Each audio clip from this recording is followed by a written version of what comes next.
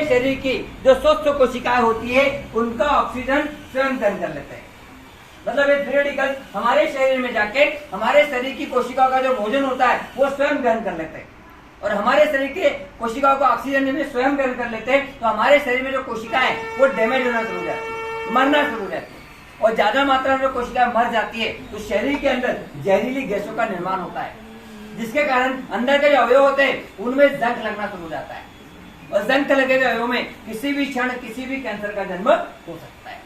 ये free radicals हमारे शरीर में जाते कैसे, इसका कुछ माध्यम देखते हैं। इसका पहला माध्यम है अल्ट्रावायलेट रेस, सूर्य की तेज किरणें, 44 डिग्री के ऊपर का सूर्य का तापमान, साथ ही साथ pollution, auto pollution, air pollution, noise pollution.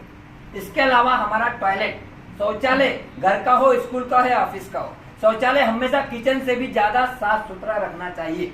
जिनके घरों में स्कूलों में लगातार शौचालय से बदबू आया करती है वहाँ फ्री रेडिकल्स की मात्रा अधिक होती है, मतलब कैंसर होने की भी संभावना बढ़ सकती है। साथ ही साथ पूरी दुनिया में बच्चों से लेकर बड़े तक और बड़ों से लेकर बच्चों तक कैंसर होने का और हर एक बीमारी होने का सबसे बड़ा जो कारण देखा जा रहा है वो है आज का ऑक्सीडेटिव स्ट्रेस, मानसिक तनाव, बात बात पे गुस्सा करना, बात बात पे घृणा करना, किसी विषय का पूरा नॉलेज नहीं है फिर भी अपनी बात मनाने के लिए रेस हो जाना, अपने कामों को समय पे न करके कामों को बढ़ाते जाना, ज्यादा काम हो जाए तो खुद ही टेंशन में चिंता में बैठ जाना, किसी ने गलती से कट लगा दिया है उसी को गालियां दे देना, पड़ोस के घर में कार आ जाए अपनी नींदों को हराम कर लेना, हमारे पास खाली समय होने के बावजूद अपने ही बच्चों को जो सांस्कृतिक बातें सिखाने के बजाय पड़ोसियों की निंदा करना, ये सब क्या है, मानसिक तनाव। इसके साइड इफेक्ट क्या होता है मैं आपको साइंटिफिकली बताता हूँ। सर मैडम साइंस कहता है अगर 3 से 4 मिनट अपने ब्रेन में अगर हम मानसिक तनाव को बढ़ाते हैं, गुस्सा करते हैं, टेंशन लेते हैं तो सामने वाले का कुछ नहीं होता है। साइंस कहता है अगर 3 से 4 मिनट हमने तनाव लिया, गुस्सा लिया, टेंशन किया तो हमारे ब्रेन में एक न्यूरोकेमिकल बनना शुरू हो जाता है। ये साइंटिफिकली प्रोसेस होती है, इसको साइंस रिसर्च कर चुका है। 3 से 4 मिनट गुस्सा करो, टेंशन लो, इधर ब्रेन में न्यूरोकेमिकल तैयार हो जाता है और हमारा गुस्सा, हमारा तनाव अगर लगातार 10 से 15 मिनट कंटिन्यू बढ़ता गया, ये जो न्यूरोकेमिकल होता है ये ब्रेन से होता हुआ शरीर के अंदर रिसाव कर लेता है और ये न्यूरोकेमिकल शरीर में जाने के बाद हमारे शरीर के अंदर बनाता है प्लाज्मा कोर्टिसोल। प्लाज्मा कोर्टिसोल ये इतना जहरीला रसायन होता है, इसको साइंस रिसर्च कर चुकी है। प्लाज्मा कोर्टिसोल जो होता है ये किंग कोबरा के सांप के जहर से 10 गुना ज्यादा विषैला होता है, जो हमारे शरीर की रोग प्रतिरोधक क्षमता को कम करता है और शरीर में बीमारियों को बढ़ावा देता है। साथ ही साथ पुअर न्यूट्रिशन, खाने पीने का गलत तरीका, चिप्स, कुरकुरे, पिज्जा, बर्गर, जिसके कारण फ्री रेडिकल्स कंटिन्यू हमारे शरीर में जा रहे हैं और हमारे अंदर कैंसर को बढ़ावा दे रहे हैं। अभी 200 प्रकार के कैंसर हमारे मानव शरीर में हमारे बाल और नाखून को छोड़ के कहीं भी हो सकते हैं, किसी को भी हो सकते हैं, किसी उम्र में भी हो सकते हैं। इसका साइंस रिसर्च कर चुकी है, पता लगा चुकी है। लेकिन ये 200 प्रकार के कैंसर में से कोई भी कैंसर जब हमारे मानव शरीर में पहली स्टेज में होता है, प्रारंभिक अवस्था में होता है, तब उसको पहचानना जरूरी है, क्योंकि साइंस कहता है पहली स्टेज में कैंसर का इलाज करना संभव है। फर्स्ट स्टेज का जो कैंसर होता है वो इजीली क्योर हो सकता है, कम खर्चे में जिंदगी बचाई जा सकती है।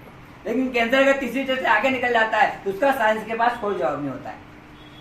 अब 200 प्रकार के कैंसर में से कोई भी कैंसर जब हमारे मानव शरीर में पहली स्टेज में होता है, प्रथम अवस्था में होता है, तो 10 प्रकार के धोखादायी संकेत हमारे मानव शरीर में दिखना शुरू हो जाते हैं।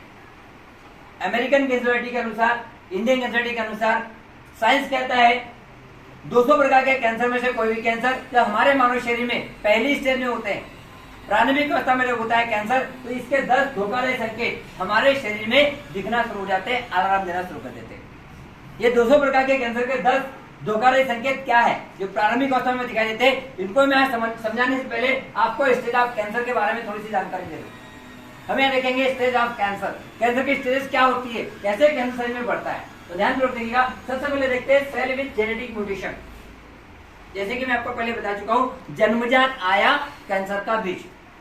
हमारे मानव शरीर में जो जन्मजात आया कैंसर का बीज होता है, हमारे शरीर में जैसे इसे एक अनुकूलित वातावरण मिल जाता है, इस कंडीशन में 101% कैंसर हो जाता है।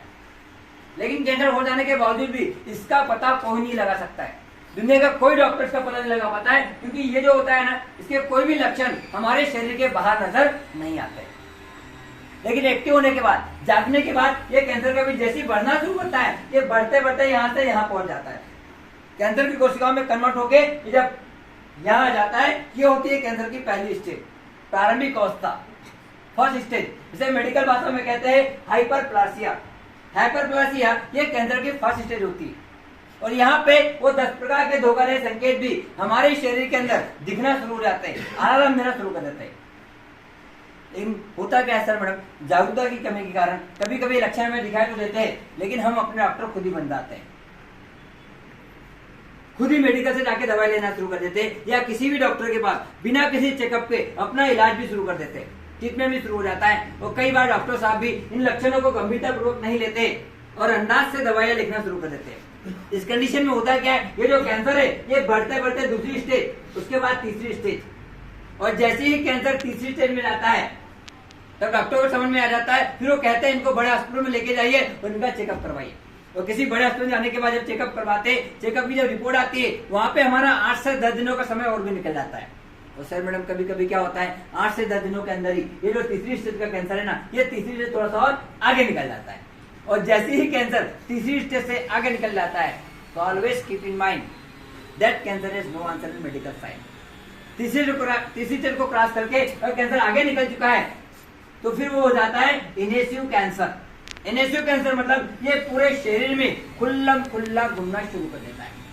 फिर मुंह का कैंसर किडनी में, किडनी का लीवर में, लीवर का फेफड़े में, पूरे शरीर में ये अपना साम्राज्य बना लेता है।